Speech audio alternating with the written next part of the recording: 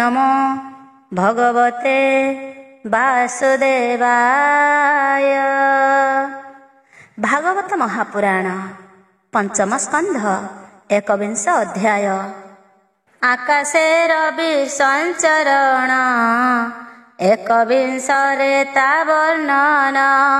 श्रीशुकवाच भुवन कोश परिमाण कहिलु जेते कलक्षण।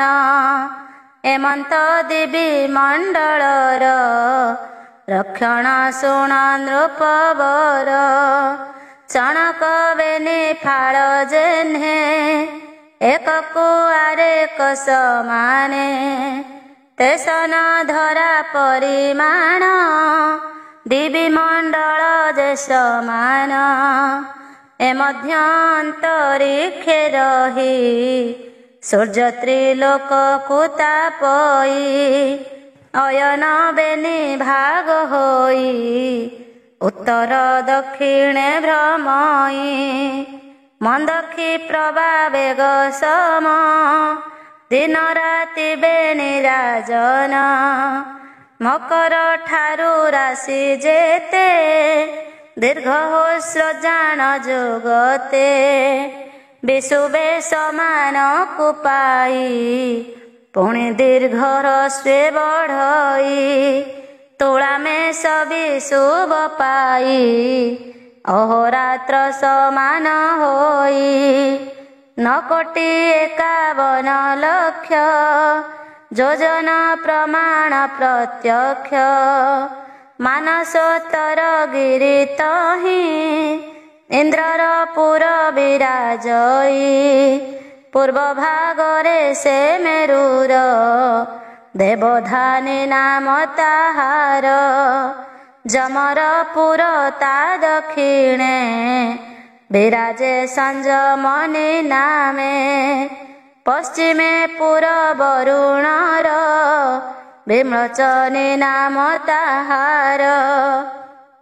उत्तर भागे सोमपुरी नाम ताहार विभावरी। तहि उदय मध्यस्थ निशीथ काल जे विदित। सुमेरु चत्वार दिगरे प्राणी प्रवृत्ति निवृत्ति रे। अहर्नि स्वभावरे रही प्राणी को समय हुई। वामावर्तन करी तहि नित्य आदित्य से भ्रमई। उदय काले जे लक्षण अस्त काल रे से ही पूर्ण। 2,12 योजन लक्षरे करी परिमाण। 15 घटिका बेले इंद्रर पुरु अवहेळे। जमर पुरे प्रवेश सेठारे करन्ति प्रकाश। एथु वरुण आदि जेते आदित्य भ्रमन्ति से नित्य।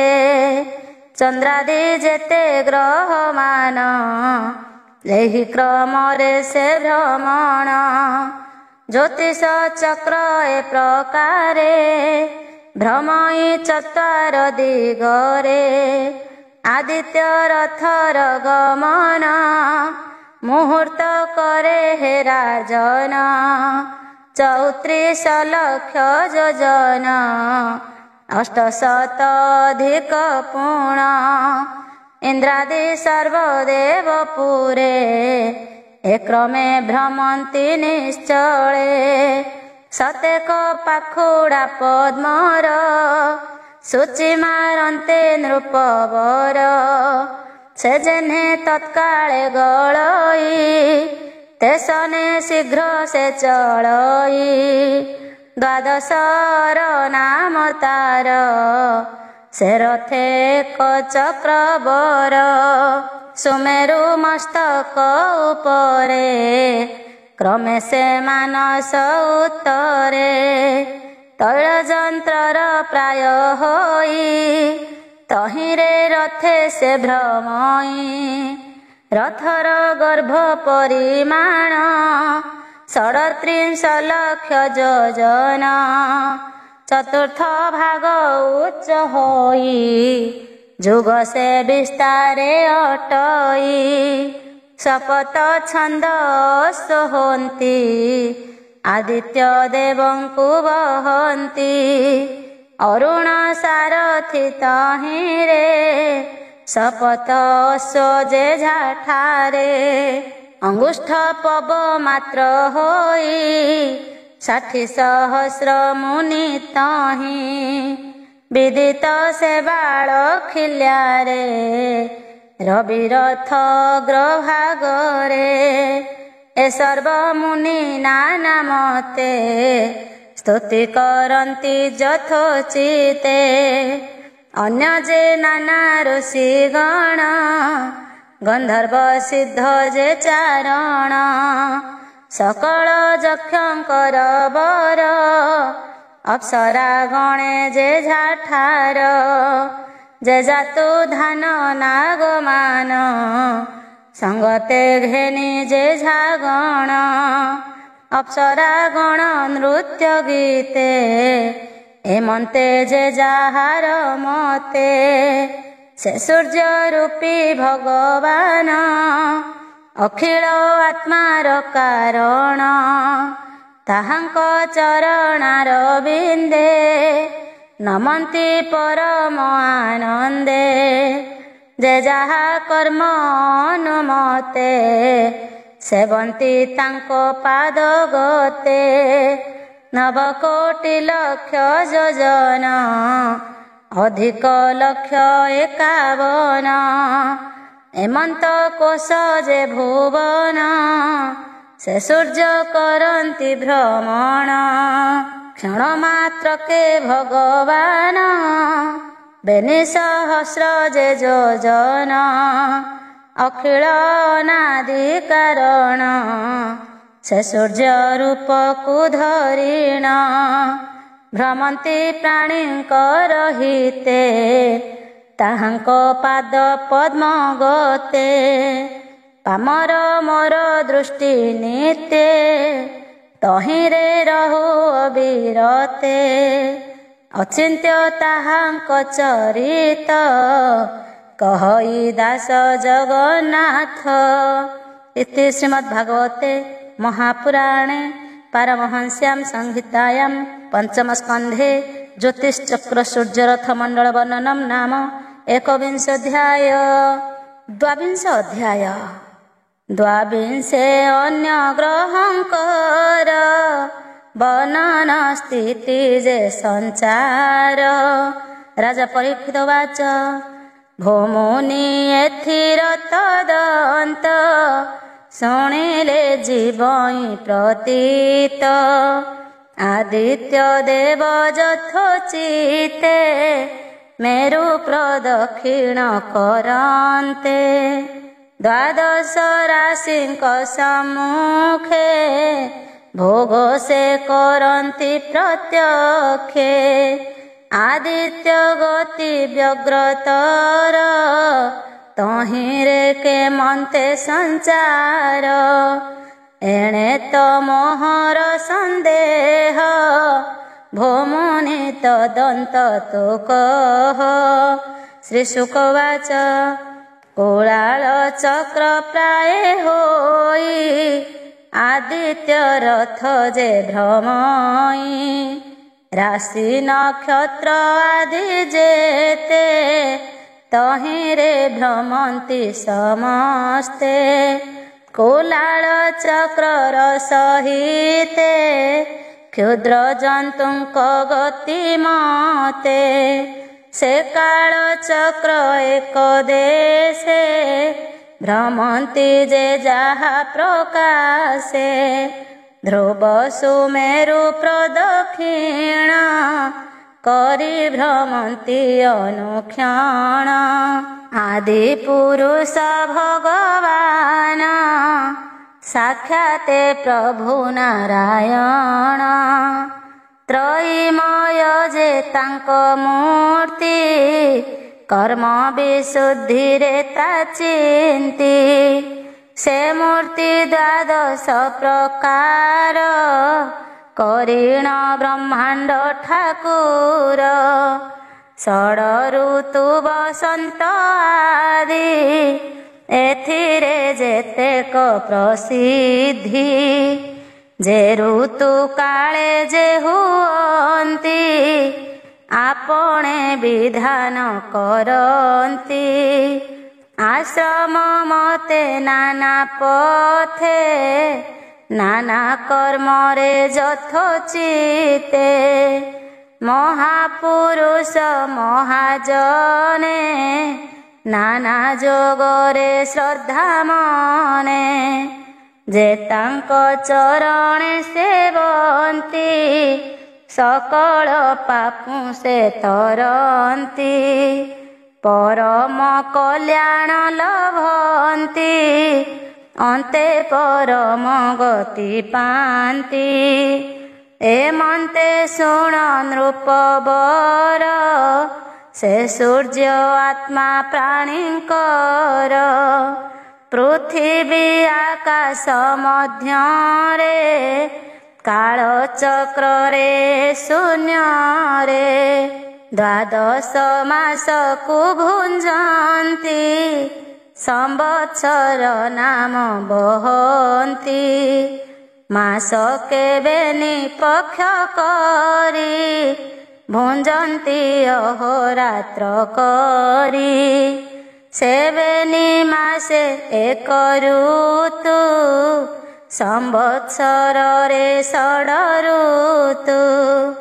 जे काल नभ अर्धभागे रहन्ति काल चक्र लागे ताकू अयन बोली कही शुण राजन मन देई दिबा पृथिवीर सहिते नभमंडल को जावते रवि भुंजन्ति जेते काले संवत्सरटी बोली तारे ए अनंतरे हे राजन चंद्रर ए रूपे गमन लक्षे योजनर अंतरे सूर्यर ठारू से विहरे प्रबल गति तार खरे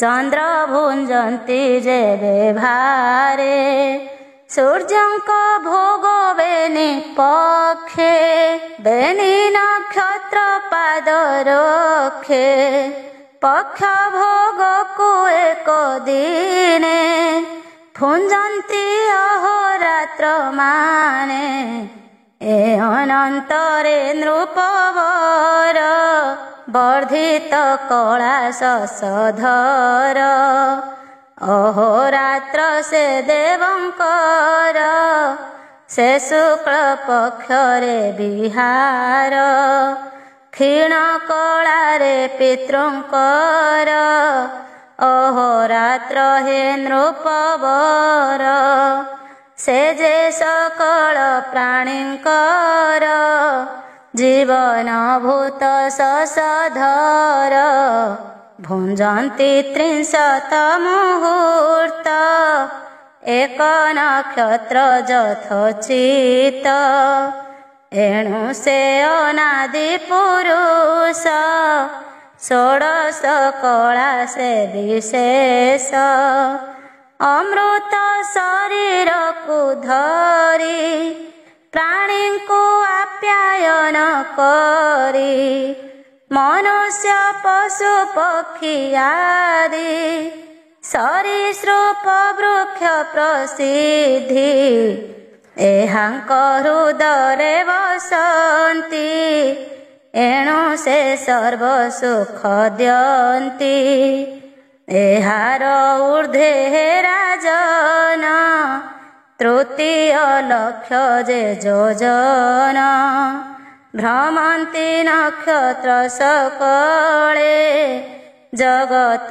पितार कौशले ଏସବୁ ନକ୍ଷତ୍ର ବିଖ୍ୟାତ ଅଭିଜିତ ତାରା ସହିତ ନକ୍ଷତ୍ର ଯେ ଅଷ୍ଟାବିଂଶତି ମେରୁର ଦକ୍ଷିଣେ ବସନ୍ତି ଦ୍ୱିଲକ୍ଷ ତାହାର ଉପରେ ଉଷନା ବାସ ଯେଉଁଠାରେ ଆଦିତ୍ୟ ପ୍ରାୟ ନାନା ଗତି ପାରୁ ସେ ତାଙ୍କର ବସତି ଲୋକର ଯେ ଶୁଭ କଲ୍ୟାଣ ଏଥେ ସେ ନିତ୍ୟ ପରାୟଣ ଏ ଗ୍ରହ ସଞ୍ଚାର ଯେ ହେଲେ ବୃଷ୍ଟି ହୁଅନ୍ତି ମହିତଳେ ଶୁକ୍ରଙ୍କ କାର୍ଯ୍ୟର ସମାନ ବୁଧର କାର୍ଯ୍ୟର ପ୍ରମାଣ ଶୁକ୍ରଙ୍କ ଉପର ଭାଗରେ 2,00,000 ଯୋଜନ ଅନ୍ତରେ ବୁଧ ନାମେ ଯେ ଚନ୍ଦ୍ରସୂତ ତହିଁରେ ତାହାଙ୍କର ସ୍ଥିତ ପ୍ରାଣୀଙ୍କ ସୁଖେ ଯେହୁ ଥାଇ ଯେବେ ସେ ସୂର୍ଯ୍ୟ ବ୍ୟଗ୍ର ହୋଇ ଅତି ପବନ ଖରତରେ ଅନାବୃଷ୍ଟି ଆଦି ଆଚରେ 2,00,000 ଯୋଜନ ଅନ୍ତରେ ମଙ୍ଗଳ ବୁଧଙ୍କ ଉପରେ ଏଥି ଅନ୍ତରେ ଏହା ରହି ପ୍ରାଣୀଙ୍କ ମନ୍ଦ ଯେ କରଇ ଏକ ରାଶିରେ 3 ପକ୍ଷ ମଙ୍ଗଳ ଭୁଞ୍ଜଇ ପ୍ରତ୍ୟକ୍ଷ ବକ୍ର ଭାବରେ ଭୋଗ କରେ ଏକ୍ରମେ 12 ରାଶିରେ ମଙ୍ଗଳ ଉପର ଭାଗରେ 2,00,000 ଯୋଜନ ଅନ୍ତରେ ତହିଁ ଅଛନ୍ତି ବୃହସ୍ପତି ଯେ ଦେବ ପୁରୋହିତ ହୁଅନ୍ତି ଏକ ରାଶିରେ ସେ ବରଷେ ଭୋଗ ଯେ କରନ୍ତି ସନ୍ତୋଷେ ସେ ବୃହସ୍ପତି ଭଗବାନ ବ୍ରାହ୍ମଣ କୁଳର କଲ୍ୟାଣ ଯେବେ ସେ ବକ୍ର ଗତି ହୋଇ କଦର୍ଯ୍ୟ ଫଳକୁ ଦିଅଇ ତହୁଁ 2,00,000 ଯୋଜନରେ ରହିଅଛନ୍ତି ସନିଶ୍ଚରେ ଏକ ରାଶିରେ ଭୋଗ ତାର 30 ମାସ ନୃପବର ଅଶାନ୍ତି ସକଳେ କରଇ ଅଧିକ କେଅବା ଭୁଞ୍ଜଇ ତହିଁ ଉପରେ ହେ ରାଜନ 11,00,000 ଯୋଜନ ଋଷିଙ୍କ ବାସ ଯେ ସେଠାରେ ସେ କୃପା କରନ୍ତି ପ୍ରାଣୀରେ ଲୋକଙ୍କ ଭାବନ୍ତି କୁଶଳ ଅଶେଷ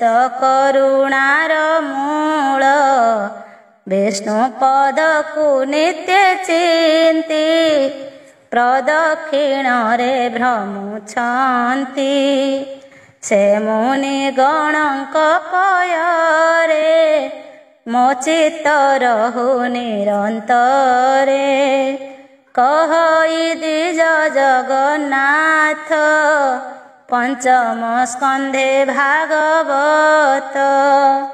इति श्रीमद्भागवते महापुराणे पारमहंस्यां संहितायां पंचमस्कन्धे ज्योतिश्चक्रवर्णनं नाम 22 अध्याय। त्रयोविंश अध्याय। त्रयोविंशरे ध्रुवस्थान शिशुमार चक्रवर्णन। श्रीशुकवाच एथो अंतरे हे राजन 13 लक्ष योजना ସେ ସ୍ଥାନ ବିରାଜଇତହିଁ ବିଷ୍ଣୁର ସ୍ଥାନ ତାକୁ କହି ଯହିଁ ପରମ ଭାଗବତ ଧ୍ରୁବ ଉତ୍ତାନ ପାଦ ସୁତ ଅଛନ୍ତି କଶ୍ୟପ ସଙ୍ଗତେ କାଳ ଯଷ୍ଟିର ସେବା ମତେ କଳ୍ପେ ପର୍ଯ୍ୟନ୍ତ ସୁଖ ଭୋଳେ ପ୍ରଭୁଙ୍କୁ ଭଜନ୍ତି ନିଶ୍ଚଳେ ସେ ଭାଗବତ ଧ୍ରୁବ ବାଣୀ ପୂର୍ବେ କହିଛନ୍ ରୂପମଣି ଗ୍ରହ ନକ୍ଷତ୍ର ଜ୍ୟୋତିର୍ଗଣ ଧ୍ରୁବର ସହିତେ ରାଜନ ଈଶ୍ୱର ସୃଷ୍ଟି ଅନୁସାରେ ଏବେ ଦିଶଇ ସେ ଲୋକରେ କାଳଚକ୍ରର ଭ୍ରମେ ଜାଣ ବେଦେ ଭ୍ରମନ୍ତି ଅନୁକ୍ଷଣ ମେରିରେ ପଶୁଗଣ ଯେନେ ସକଳେ ଭ୍ରମନ୍ତି ତେସନେ ମଣ୍ଡଳ ଆକାରରେ ତହିଁ ଯେ ଯାହା ସ୍ଥାନରେ ଭ୍ରମଇ ନକ୍ଷତ୍ର ଗ୍ରହ ଆଦି ଯେତେ ଏହି ପ୍ରକାରେ ସେ ସମସ୍ତେ କାଳର ଚକ୍ରେ ସେ ଭ୍ରମଣ ବାହାର ଅନ୍ତରେ ଭ୍ରମୀଣ କଳ୍ପାନ୍ତ ଯାଏ ସେ ପ୍ରକାରେ ଅଛନ୍ତି ବିବିଧ ବ୍ୟବହାରେ ଶୂନ୍ୟ ମଣ୍ଡଳେ ମେଘ ମାଳେ ଯେନେ ଯାଆନ୍ତି ବାୟୁ ବଳେ ଯେନେ ସ୍ୟନାଦି ପକ୍ଷୀ ମାନେ ପବନ ବଳେ ଥାନ୍ତି ଶୂନ୍ୟେ କର୍ମ ଅଧୀନେ ଜ୍ୟୋତିର୍ଗଣେ ଶୂନ୍ୟରେ ଭ୍ରମନ୍ତି ତେସନେ ପ୍ରକୃତି ପୁରୁଷର ଭୋଗ ତହିଁରେ ହୁଅନ୍ତି ସଂଯୋଗ କର୍ମ ବନ୍ଧନ ନିମିତ୍ତରେ ପତନ ନୁହନ୍ତି ଭୂମିରେ ଏ ଅନନ୍ତରେ ନୃପବର ଏ ଜ୍ୟୋତିଶ୍ଚକ୍ର ଶିଶୁମାର ଏମନ୍ତ କରି କେ ବର୍ଣ୍ଣଇ କହିବା ଶୁଣ ମନ ଦେଇ ଯେ ପ୍ରଭୁ ଅଖିଳ କାରଣ ବାସୁଦେବ ଯେ ଭଗବାନ ତାହାଙ୍କ ଯୋଗର ମୂରତି ଶରୀର କୁଣ୍ଡଳ ଆକୃତି ଅଧବଦନ ତାହାଙ୍କର ପୁଛରେ ନିବାସ ଧ୍ରୁବର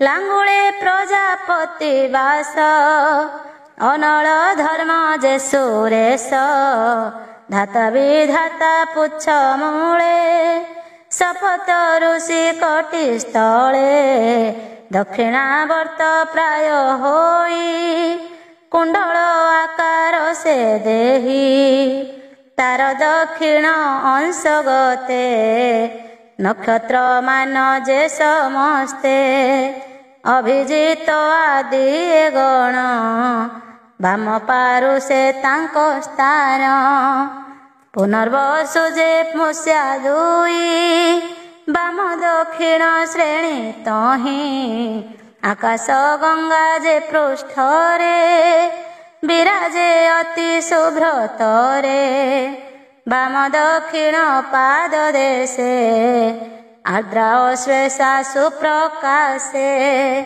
ଉତ୍ତରାଷାଢ଼ା ଅଭିଜିତ ସବ୍ୟ ଦକ୍ଷିଣ ଘ୍ରାଣେ ସ୍ଥିତ ଶ୍ରବଣା ପୂର୍ବାଷାଢ଼ା ଦୁଇ ବାମ ଦକ୍ଷିଣ ନେତ୍ରେ ରହି ଧନିଷ୍ଠା ମୂଳା ବେନି ଜନେ ଦକ୍ଷିଣ ବାମ ବେନି କର୍ଣ୍ଣେ ମଘାଦି ଅଷ୍ଟ ଯେ ନକ୍ଷତ୍ର ବାମ ସ୍ଥିରେ କ୍ରମେ ସ୍ଥିତ ମୃଗଶିରାଦି ଦକ୍ଷିଣରେ ଜ୍ୟେଷ୍ଠା ଶତଭିଷା ସ୍କନ୍ଧରେ ଉତ୍ତର ଧର ହନୁରେ ଅଗସ୍ତି ସମନ କ୍ରମରେ ମୁଖରେ ଅଙ୍ଗାରକ ସୋହେ ଉପସ୍ତେ ଶନିଶ୍ଚର ରହେ ଆଦିତ୍ୟ ବକ୍ଷ ସ୍ଥଳେ ବସେ ବୃହସ୍ପତି କକୁଦ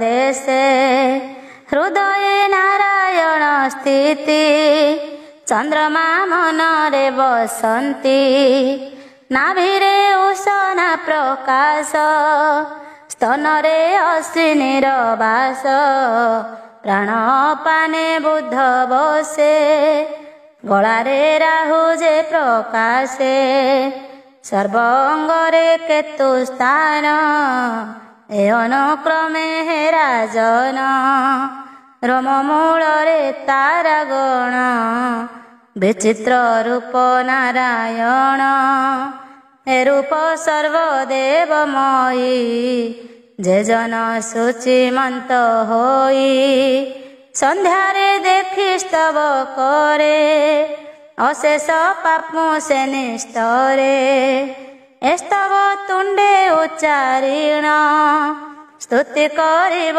ସାବଧାନ, ନମଇ ଜ୍ୟୋତିର୍ଲୋକମୟ, କାଳ ଅଦ୍ଭୁତ ଯାର ଦେହ, ସକଳ ଦେବ ସ୍ୱାମୀ ତୁହି, ତୋପାଦେ ଆନନ୍ଦେ ନମଇ, ଗ୍ରହ ରୁକ୍ଷ ଯେ ତାରାଗଣ, ସର୍ବାଧିଦେବ ନାରାୟଣ, ତ୍ରିକାଳ ସନ୍ଧ୍ୟାରେ ଯେ ନର, ସ୍ମରଣେ କରେ ନମସ୍କାର, ଅହୋରାତ୍ରର ପାପ ତାର, ଦହନ ହୋଏ ନୃପବର, ସେ ପ୍ରଭୁ ସ୍ୱୟଂ ଯୋଗେଶ୍ୱର, ଅନାଦି ବ୍ରହ୍ମାଣ୍ଡ ଠାକୁର, ତାହାଙ୍କ ଚରଣ କମଳେ, ମୋ ଚିତ୍ତ ରହୁ ନିରନ୍ତରେ, କହି ଦାସ ଜଗନ୍ନାଥ, ଭାଷା ପ୍ରବନ୍ଧେ ଭାଗବତ। ଇତି ଶ୍ରୀମଦ୍ ଭାଗବତେ ମହାପୁରାଣେ ପାରମହଂସ୍ୟାಂ ସଂହିତାୟାಂ ପଞ୍ଚମ ସ୍କନ୍ଧେ ଶିଶୁମାର ସଂସ୍ଥାବର୍ଣ୍ଣନମ୍ ନାମ ତ୍ରୟୋବିଂଶୋऽଧ୍ୟାୟ। ଚତୁର୍ବିଂଶୋऽଧ୍ୟାୟ। ଚତୁର୍ବିଂଶରେ ରାହୁ ସ୍ଥାନ, ବେଳ ସ୍ୱର୍ଗ ଆଦି ବର୍ଣ୍ଣନ।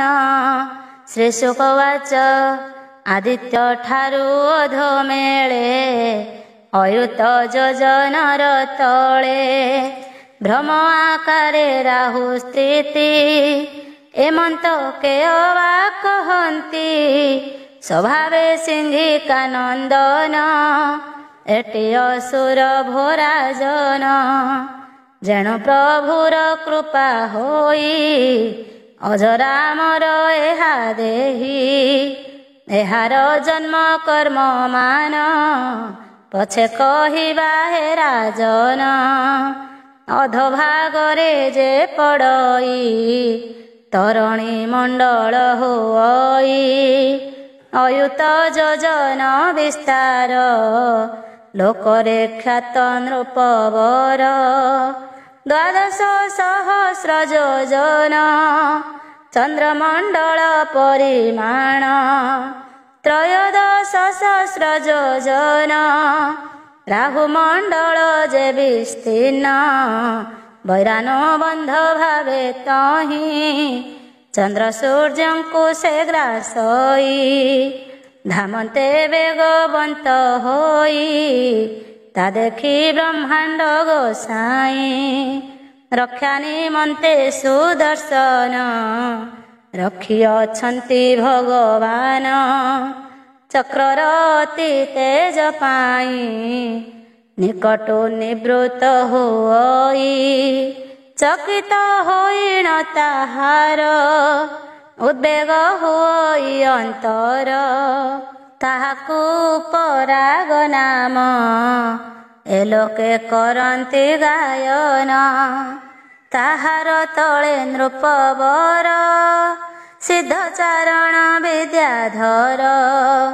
ଏହାଙ୍କ ସଦନ ନିର୍ମିତ, ଏହାର ତଳେ ପରୀକ୍ଷିତ। ଯକ୍ଷ ପିଶାଚ ଭୂତ ପ୍ରେତ, ଏହାଙ୍କ ଗୃହ ଯେ ନିର୍ମିତ।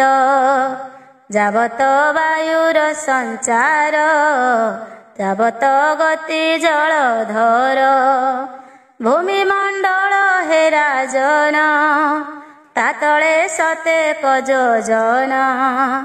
ଗମନ କରନ୍ତି ଶୂନ୍ୟରେ, ସୁପର୍ଣ୍ଣ ଆଦି ପକ୍ଷୀ ବରେ ଭୂମି ମଣ୍ଡଳର ବର୍ଣ୍ଣନ କହିତ ଅଛୁଁ ହେ ରାଜନ ଅବନୀ ତଳର ବ୍ୟବହାର କହିବା ଶୁଣ ନୃପବର ଶପଥ ଭୁବି ବରେ କରି ସପ୍ତ ଭୁବନ ଦଣ୍ଡଧାରୀ ଅତଳ ବିତଳ ସୁତଳ ତଳାତଳ ଯେ ମହାତଳ ରସାତଳ ହେ ମହିପାଳ ସପ୍ତମେ ବିଦିତ ପାତାଳ କ୍ରମେ ଅୟୁତ ଯୋଜନା ଏକ ଏକର ଯେ ପ୍ରମାଣ ବୀଳ ସ୍ୱର୍ଗ ନାମ ଏହାର ସ୍ୱର୍ଗ ଅଧିକ ସୁଖ କର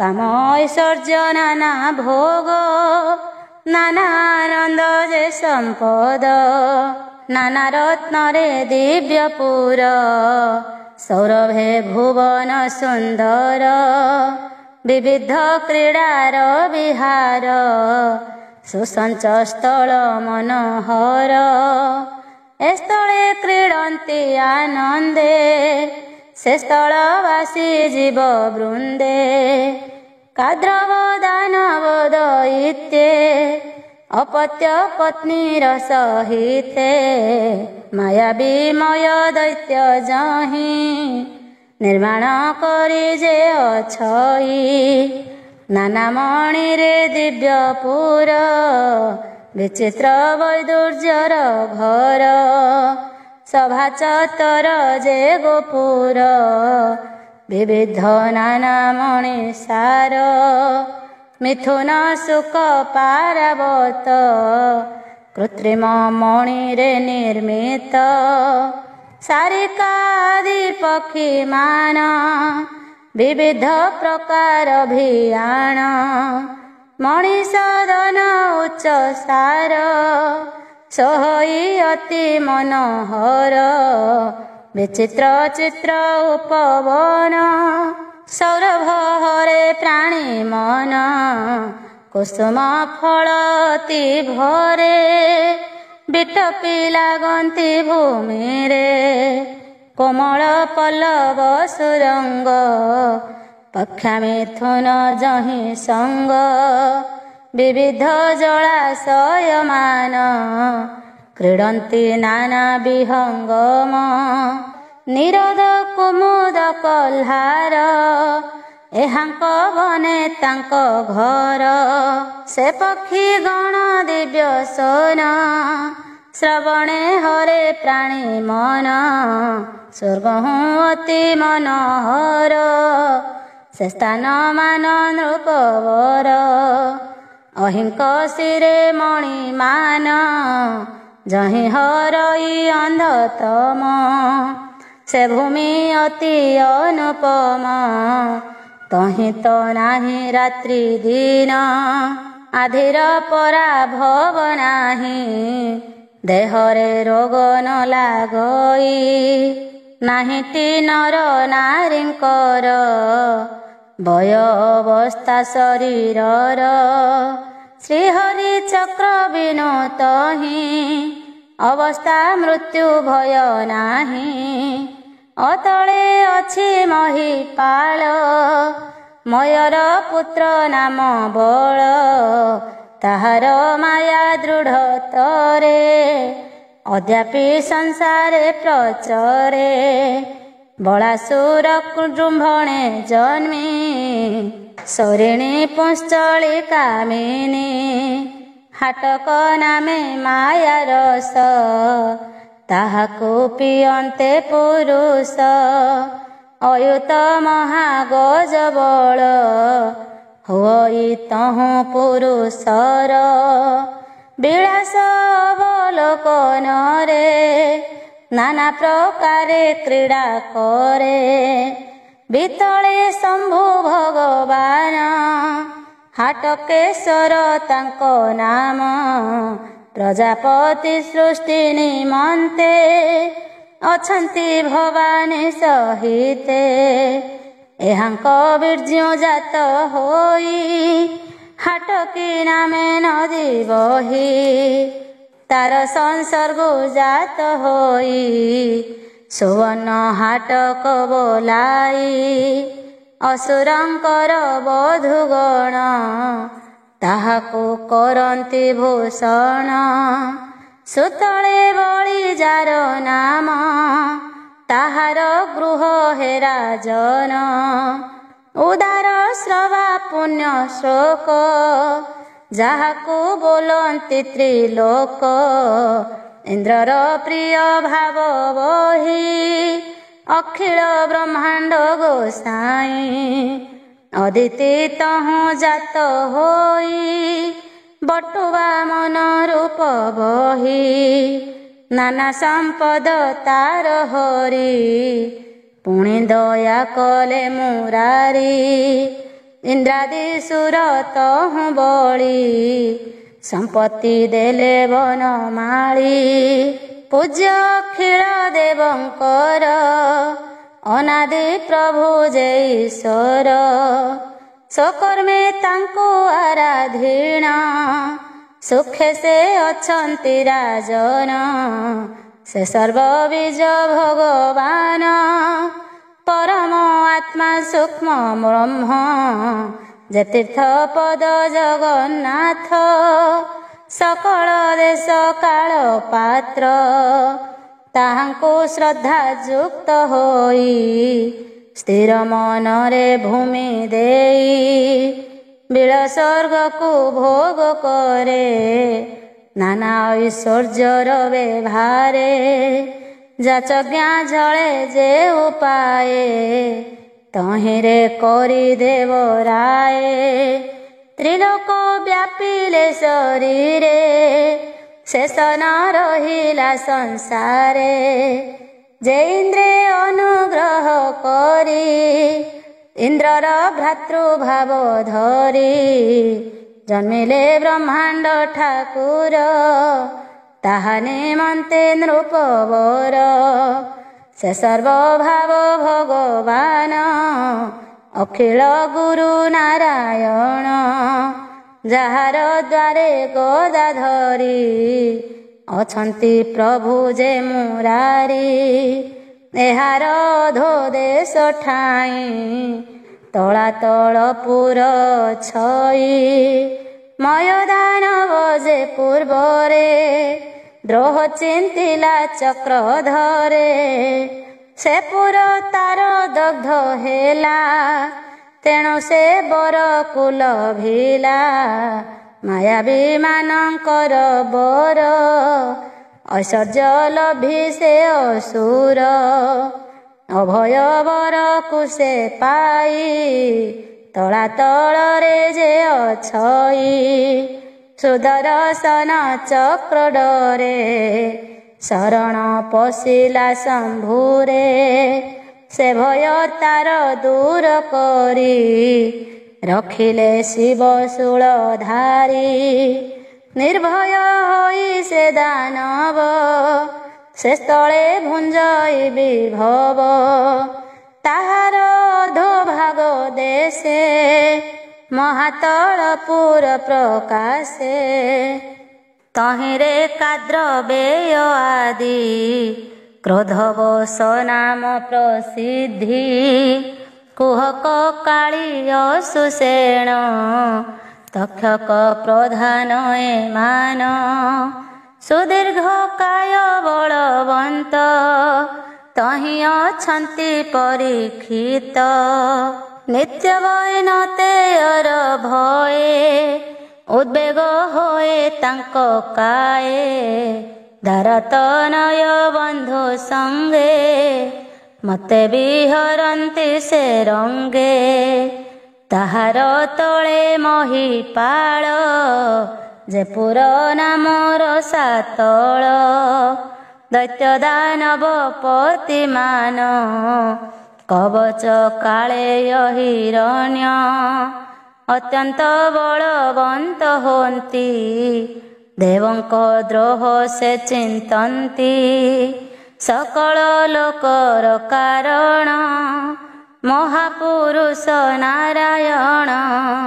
ମହାନୁଭାବ ସେ ଯେ ହରି ତାହାଙ୍କ ଅତି ତେଜ କରି ଗୃହୀତ ବଳ ସେ ଦାନବେ ସେ ସ୍ଥଳେ ଥାନ୍ତି ଉଦବେଗେ ଇନ୍ଦ୍ରଦୂତୀର ବାକ୍ୟ ଶୁଣି ନିତ୍ୟ ଡରନ୍ତି ନୃପମଣି ଏହାର ତଳେଟି ପାତାଳ ତହିଁ ଅଛନ୍ତି ନାଗ ବଳ ବାସୁକୀ ଆଦି ନାଗ ବଳ ଶଙ୍ଖ କୁଳିକ ଯେ କମ୍ବଳ ମହାଶଙ୍ଖ ଯେ ଆର ଶ୍ଵେତ ଧନଞ୍ଜୟ ଯେ ଦେବଦତ୍ତ ଧୃତରାଷ୍ଟ୍ର ଯେ ଶଙ୍ଖ ଚୂଡ଼ ଯେ ମହାଭୋଗୀ ଅଶ୍ୱତର ଏ ଯେତେ ମହାଭୋଗୀ ମାନେ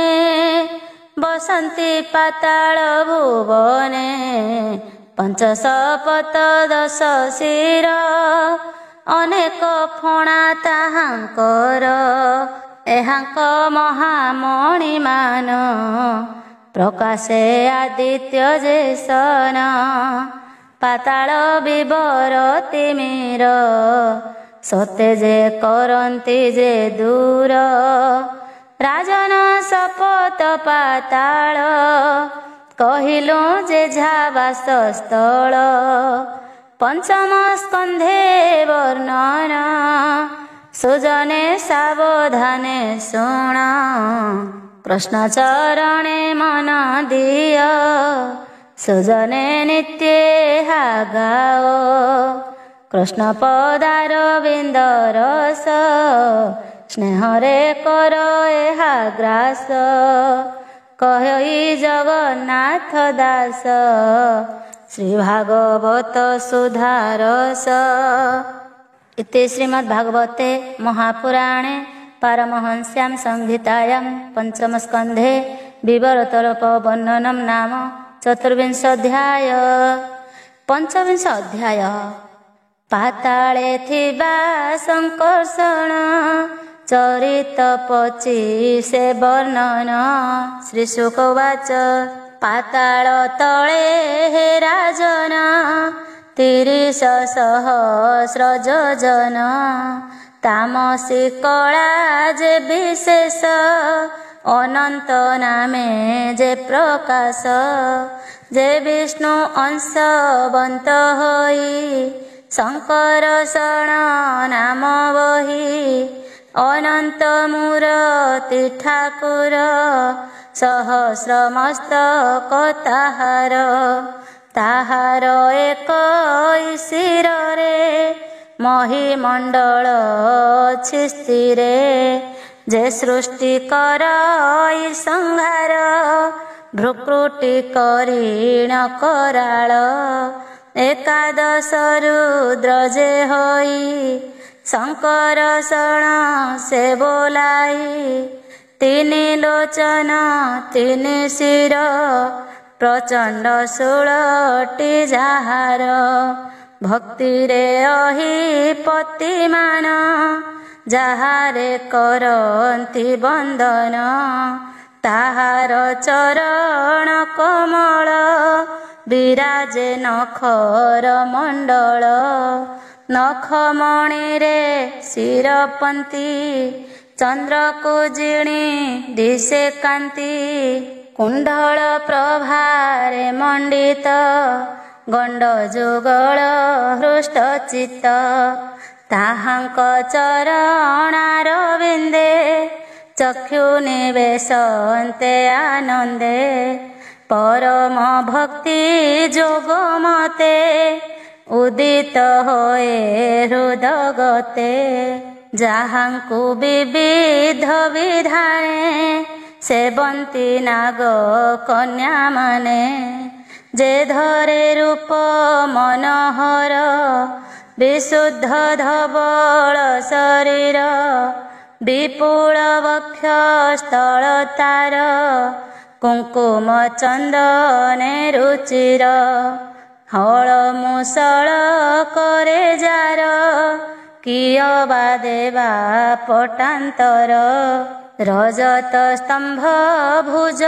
ଦୁଇ ମନ୍ଦ ସ୍ମିତରେ ମୁଖ ସହି ମଦେ ମୁଦିତ ଜାଲୋଚନ ବିଘୂର୍ଣ୍ଣ ଅରୁଣ ନୟନ ସେ ଯେ ଅନନ୍ତ ଭଗବାନ ଅନନ୍ତ ଗୁଣର ନିଧାନ ସେ ଆଦି ଦେବ ଯେ ଈଶ୍ୱର କ୍ରୋଧକୁ କରିଣ ସଂହାର ଲୋକ ପାଳନ ନିମନ୍ତରେ ତହିଁ ଅଛନ୍ତି ସେ ଠାକୁରେ ଉରଗ ସୁର ଯେ ଅସୁର ସିଦ୍ଧ ଗନ୍ଧର୍ବ ବିଦ୍ୟାଧର ଅଶେଷ ମୁନି ଗଣ ଯେତେ ଆନନ୍ଦେ ଯେ ଯାହାର ମତେ ଅପରେ ପାରିଷଦ ଗଣେ ସେବନ୍ତି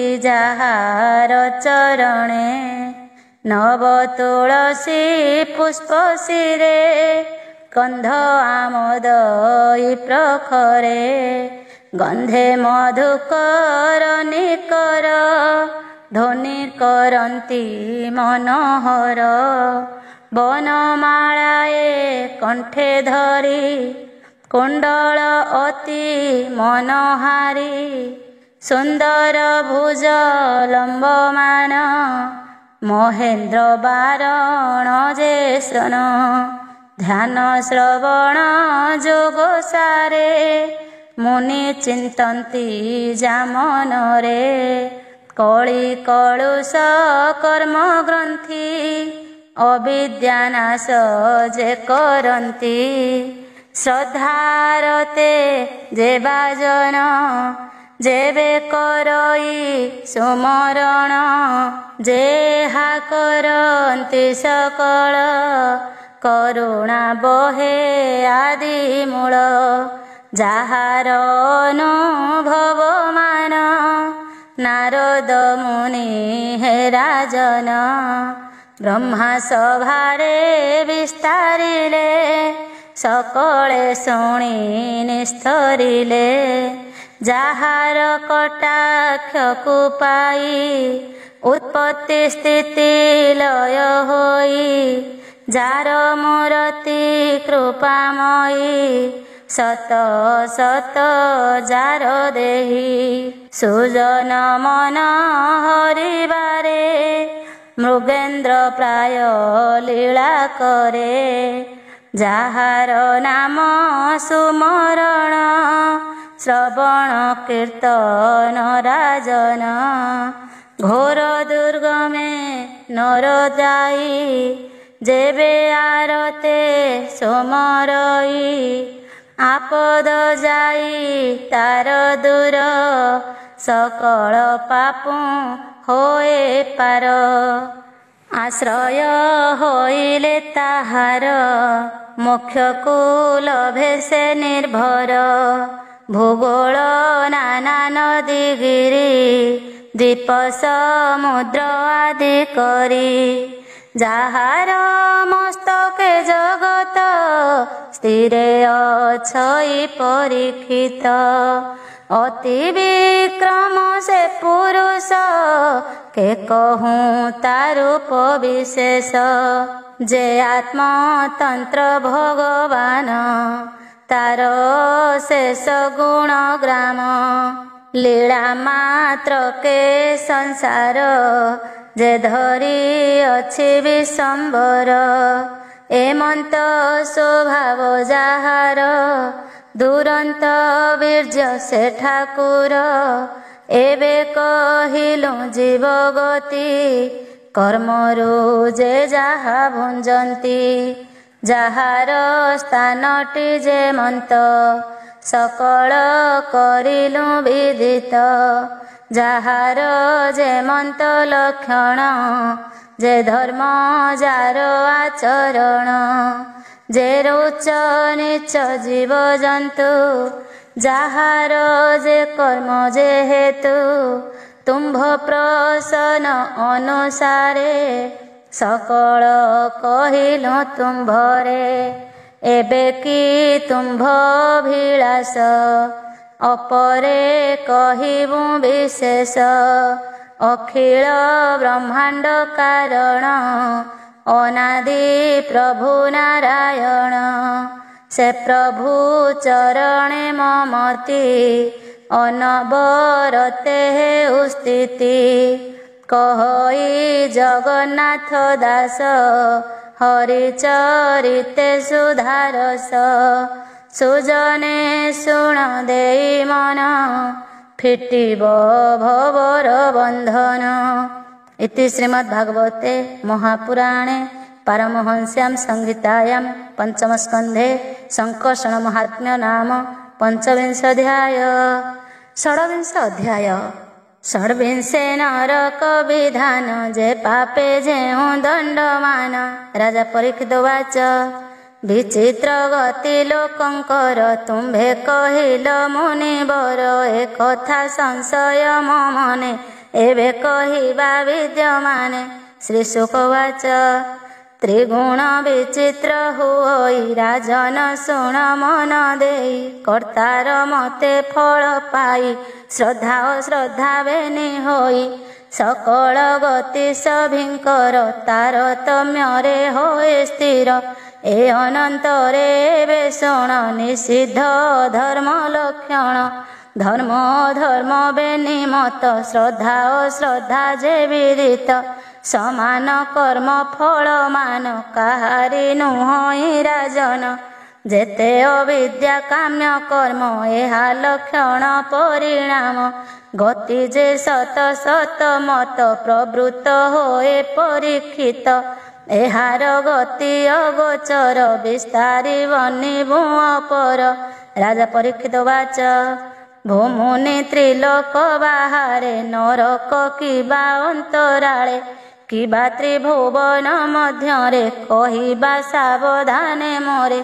श्री शुकवाच त्रिजगतर अंतराळ दक्षिण दिगे महिपाळ भूमिर तले जल परे अग्नि स्वात सभा तहिरे सकल पितृगण जेते स्वगोत्र कल्याण निमन्ते जहि बसंती हे राजन तहि अंतक भगवान अन्ते जीवकु से नियंती जम पुरुषे दंड दियंती दोष जे कर्म अनुसरी जे प्राणी जाहा थाई करी भगवत आज्ञा लंघिण विपथे जे करे गमन ताहांकु नेई दंड धर दंड जे दियंती अपार एकविंशति परकारे नरके अछंती जहिरे एहा रूप नाम लक्षण कहिबा शुण हे राजन अंधकूप जे असी पत्र शुकर मुख काल सूत्र रौरव महाजे नरक अंधता मिश्र कुंभी पाक तामिश्र जे कृमि भोजन सदंश तप्त सूर्मि नाम वज्रकंटक शालमल बैतरणी महिपाल प्राणरोध जे विशसन पुयोद सार मेयादन लाला भक्ष जे अयपान अभिचि अपरे राजन शूल प्रोतक्षार कर्दम जे बारक्ष गण भोजन अबट निरोधन आर द्वंद सुख नामे अपर शुचिमुख पर्यावर्तन अष्टाविंशति एहु नाम ए जे नरक महिपाल विविध जातनार स्थल परस्त्री अपत्य धन जे प्राणी करई हरण से काल फासे बंदी होई जमर पुरे दुख पाई तामिश्र नरके पड़ई नाना जातना से भुंजई क्षुधा पिपासारे पीड़ित होई से दंडरे ताड़ित नाना तर्जना जे प्रहार जेते जातना भयंकर परम कष्ट पाई तहि क्षण क्षण के मोह जाई अंधता मिश्रे प्रकारे जातना प्राणी भोग करे कपटे पर दारा हरि तेबे तामिशुन उरी तेबे पड़ई से जे तहि जातना सिंधुरे बुड़ई ନଷ୍ଟ ହୁଅଇ ମତି ତାର ଦୃଷ୍ଟି ନାଶଇ ନୃପବର ମୁହିଁ ମୋହର ଭାବ ବହି ପ୍ରାଣୀ ଦ୍ରୋହକୁ ଯେ ଚିନ୍ତଇ କୁଟୁମ୍ବ ପାଇଁ ହିଂସା ବହି ସେ ପ୍ରାଣୀ ରୌରବେ ପଡ଼ଇ ଯେ ଜୀବ ହିଂସନ୍ତି ସଂସାରେ ତାହାଙ୍କୁ ପର ଜେଲ କରେ ରୌରବ ମୂର୍ତ୍ତି ଜୀବ ହୋଇ ସେଠାରେ ତାହାଙ୍କୁ ହିଂସଇ ମହାରୌରବ ଏହି ମତ ଯହିଁ କ୍ରୂର ଜୀବ ବିଦିତ ତହିଁରେ ଯେ ପାପି ପଡ଼ଇ ରୌରବ କ୍ରବ୍ୟାଧତା ଖାଇ ଯେ ନର ପଶୁ ପକ୍ଷୀ ମାନ ପ୍ରାଣ ଥାଉଁ କରେ ରନ୍ଧନ ରାକ୍ଷସ ବଳି ସେହି ହୋଇ କୁମ୍ଭୀ ପାକରେ ସେ ପଡ଼ଇ ତପତ ତୈଳେ ତାହାର ରନ୍ଧନ ହୁଅଇ ଶରୀର କାଳସୂତ୍ର ନରକ ନାମ ବିସ୍ତାର ଅୟୁତ ଯୋଜନ ତାମ୍ରମୟ ଯେ ଭୂମି ତାର ଉପରେ ଥାଇ ଯେ ଭାସ୍କର ଅଧୋଭାଗରେ ଅଗ୍ନି ଥାଇ ଏମନ୍ତ ନରକ ଅଟଇ ସେ ନର ବ୍ରହ୍ମ ହତ୍ୟା କରେ ସେ ତହିଁ ପଡ଼ଇ ନିର୍ଭରେ ତପତ ସୁବର୍ଣ୍ଣ ଫୁଟଇ ତହିଁ ସେ ଦଗଧ ହୁଅଇ କ୍ଷଣକେ ଉଠଇ ଲୋଟଇ ବସଇ ବ୍ୟାକୁଳେ ଧାମଇ କ୍ଷୁଧା ତୃଷାରେ ପୀଡ଼୍ୟମାନ କ୍ଷଣକେ ହୁଏ ଅଚେତନ ପଶୁର ଦେହେ ରୋମ ଯେତେ ବରଷ ସହସ୍ର ଯାବତେ ଅତ୍ୟନ୍ତ ଯାତନା ଭୁଞ୍ଜଇ ସେ ପ୍ରାଣୀ ତହିଁ ପଡ଼ିଥାଇ ଯେ ନିଜ ଧର୍ମ କର୍ମ ଛାଡ଼ି ବେଦ ଆଜ୍ଞାକୁ ନିନ୍ଦେ ହୁଡ଼ି ପାଷଣ୍ଡ ବୋଲି ତାକୁ କହି ଅସି ପତ୍ରରେ ସେ ପଡ଼ଇ ଲୋହ ମୁଦ୍ଗର ତା ଉପରେ ପ୍ରହାର କରନ୍ତି ନିର୍ଭରେ ଅଦୋଷେ ଦଣ୍ଡନ୍ତି ଯେ ନରେ ପାପ ଭୁଞ୍ଜନ୍ତି ତମ ଘୋରେ ଅତ୍ୟନ୍ତ ପାପ ରାଶି ବହି ଶୁକର ମୁଖେ ସେ ପଡ଼ଇ ତହିଁରେ ପୁରାଇ ନିର୍ଭରେ ନାନା ଆୟୁଧର ପ୍ରହାରେ ଇକ୍ଷୁ ଦଣ୍ଡର ପ୍ରାୟ କରି ତାକୁ ପେଶନ୍ତି ଦଣ୍ଡଧାରୀ ଅତ୍ୟନ୍ତ କଷ୍ଟକୁ ସେ ପାଇ କ୍ଷଣ କ୍ଷଣକେ ମୋହ ଯାଇ ଏ ଯେ ସଂସାରେ ନର ଦେହି କ୍ଷୁଦ୍ର ପ୍ରାଣୀଙ୍କୁ ପୀଡ଼ା ଦେଇ ହିଂସଇ ଜ୍ଞାନହୀନ ମତେ ସନ୍ତାପ ଲୋଭଇ ତେମନ୍ତେ ସେ ପ୍ରାଣୀ ପରଲୋକେ ଯାଇ ଅନ୍ଧକୂପରେ ପଡ଼ିଥାଇ ଯେ ଗ୍ରାସ ନ ବାଣ୍ଟି ଭୁଞ୍ଜଇ ବାୟସ ତୁଲ୍ୟ ତାକୁ କହି ନରକ ଯେ କୃମି ଭୋଜନ ନରକ ମାନଙ୍କେ ଅଧମ ଶତ ସହସ୍ର ଯେ ଯୋଜନ ସେ କୃମି କୁଣ୍ଡ ପରିମାଣ ତହିଁ ପଡ଼ଇ ସେ ହୁନର ଉଗ୍ର ଯାତନାର ଯେ ଘର କୃମିକୁ ଭକ୍ଷଇ ସେ ଜନ ତାକୁ ଭକ୍ଷନ୍ତି କୃମିମାନ ଯାବତ କର୍ମ କ୍ଷୟ ନହେ ତାବତ ତହିଁ ସେ ରହେ ବିପ୍ରର ଦ୍ରବ୍ୟ ଯେ ହରଇ ସନ୍ଦେଶେ ପୀଡ଼ା ସେ ଲଭଇ ଅଗମ୍ୟା ସ୍ତ୍ରୀ ଯେ ରମଇ ତପ୍ତ ସୁର୍ମିରେ ସେ ପଡ଼ଇ ନାରୀ ବା ଅଗମ୍ୟ ପୁରୁଷେ ଚିତ୍ତ ବଳାଇ ରତି ଆସେ ତପତ ଲୌହ ମୂର୍ତ୍ତି ମାନ ତାକୁ କରାନ୍ତି ଆଲିଙ୍ଗନ ପୁରୁଷ ରୂପ ସ୍ତ୍ରୀ ଠାରେ ସ୍ତ୍ରୀର ପୁରୁଷ ବ୍ୟବହାରେ ଅଗମ୍ୟ ପଶ୍ୱାଦି ଗମନ କରଇ ପାଷଣ୍ଡ ଯେ ଜନ ବଜ୍ରକଣ୍ଟକ ଶାଳମଳୀରେ ଆରୋହ କରାନ୍ତି ତାହାରେ ଯେ ରାଜପୁରୁଷ ପର କରନ୍ତି ଧର୍ମ ସେତୁ ଦୂର ଧର୍ମ ଆଚରେ ଯେ ହୁନର ତାଙ୍କୁ ହଂସନ୍ତି ଯେ ପାମର ସେ ଅନ୍ତେ ବୈତରଣୀରେ ପାପିଷ୍ଠେ ପଡ଼ନ୍ତି ନିର୍ଭରେ ନିରୟ ପରୀକ୍ଷା ଯାହାର ଏମନ୍ତ ଯେଉଁ ନଦୀବର ତହିଁରେ ଜଳ ଜନ୍ତୁମାନ ପାପୀଙ୍କୁ କରନ୍ତି ଭକ୍ଷଣ ମୂତ୍ର ପୁରୀଷ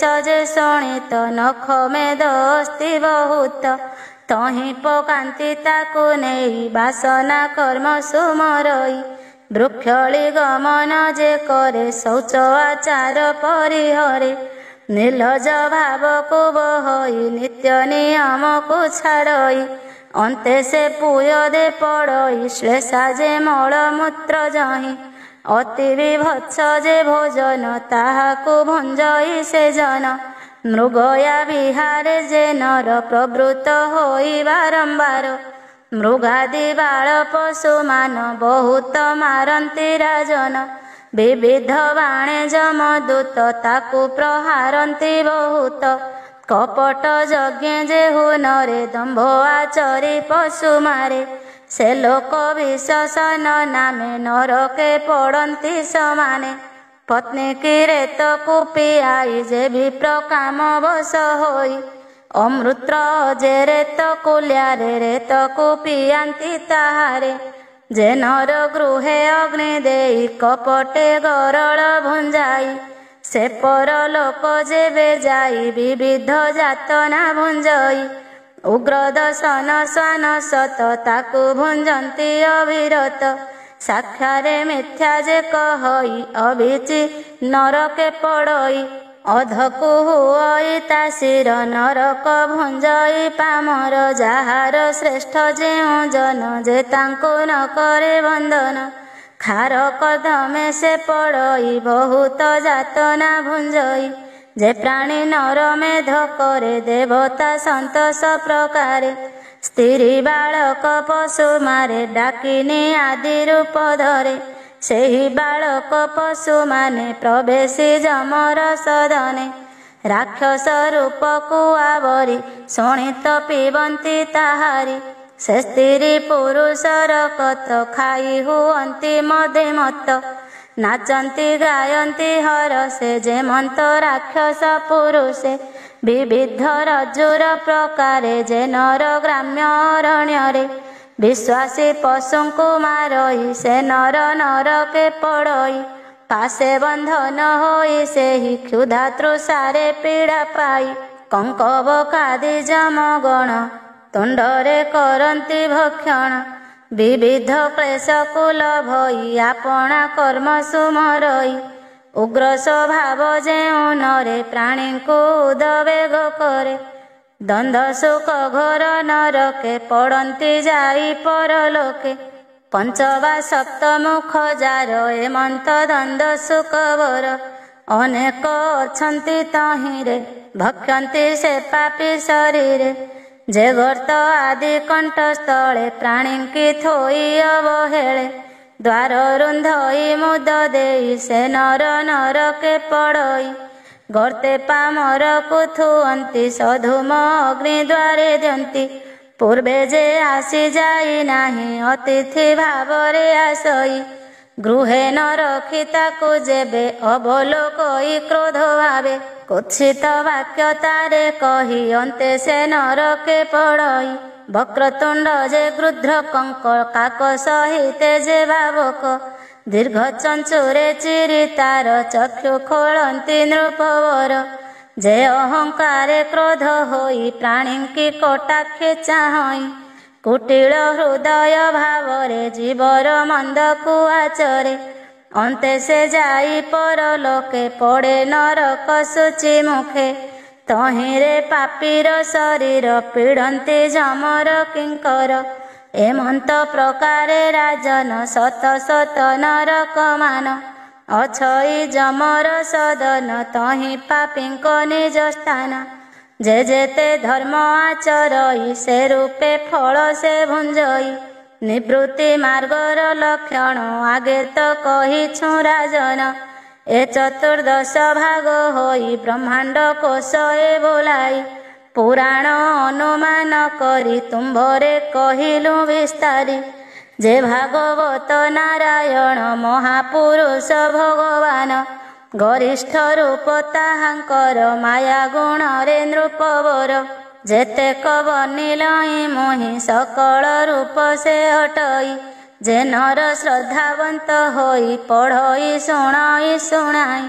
ସେ ସାଧୁ ଭକ୍ତ ଶୁଦ୍ଧ ନର ପରମ ଆତ୍ମା ଯେ ଈଶ୍ୱର। ଅଚିନ୍ତ୍ୟ ରୂପଟି ଯାହାର ପରମ ସୂକ୍ଷ୍ମରୁ ଯେ ପର। ଅତି ସୂକ୍ଷ୍ମରୁ ସୂକ୍ଷ୍ମତର ଦେବଙ୍କୁ ଯାହା ଅଗୋଚର। ସୁଗତି ଲଭଇ ସେ ଜନ ପରମ ଶ୍ରେଷ୍ଠତା ଜୀବନ। ଦ୍ୱୀପ ବରସ ନଦୀ ଗିରି ସର୍ବ ସମୁଦ୍ର ଦଣ୍ଡଧାରୀ। ପାତାଳ ଦିଗ ଯେ ନରକ ଭାଗ ଲକ୍ଷଣ ଯେତେ ଲୋକ। ଈଶ୍ୱର ସ୍ଥୂଳ ଯେ ଶରୀର ଆଶ୍ରୟ ସକଳ ଜୀବର। ଏ ସର୍ବ ବିଭାଗ ପ୍ରକାରେ ଭୋ ନୃପ କହିଲୁ ତୁମ୍ଭରେ। କହଇ ଜଗନ୍ନାଥ ଦାସ ପଞ୍ଚମ ସ୍କନ୍ଧେ ସୁଧାରସ। ସାଦରେ ପ୍ରିୟ ସାଧୁ ପ୍ରାଣୀ ତରିବ ଭବ ତରଙ୍ଗିଣୀ। ଏ ଯେ ସଂସାର ସିନ୍ଧୁ ଘୋର ଦୁଷ୍ଟ ଜନରେ ଭୟଙ୍କର।